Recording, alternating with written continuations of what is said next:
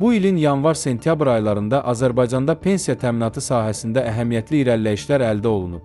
Rəsmi məlumata görə 2025-ci ilin ilk 9 ay ərzində pensiya ödənişlərinə ötən ilin eyni dövrü ilə müqayisədə 10%, yəni 467 milyon manat daha çox vəsait yönəldilib. Beləliklə, ümumilikdə 5 milyard 326 milyon manat məbləğində pensiya vəsaiti vətəndaşlara ödənilib.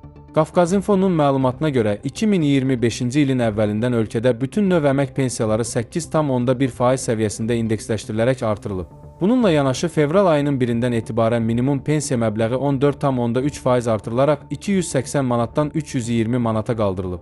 Bu dəyişikliklər nəticəsində minlərlə pensiyaçı daha yüksək gəlir əldə etməyə başlayıb və sosial təminat səviyyəsi əhəmiyyətli dərəcədə yüksəlib. Cari ilin 9 ayında, yəni yanvar-sentyabr dövründə 33 min nəfərə yeni pensiya təyinatı aparılıb.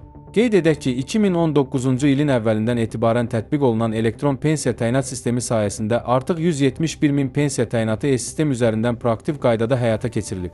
Bu yanaşma vətəndaşların sosial təminata çıxışını sadələşdirib, insan amilini minimuma endirib və şəffaflığı artırıb. Ümumilikdə Dövlət Sosial Müdafiə Fondu tərəfindən görülən tədbirlər ölkədə sosial rifahın artırılmasına, pensiya sisteminin müasir tələblərə uyğunlaşdırılmasına və vətəndaşların həyat səviyyəsinin yüksəldilməsinə xidmət edir.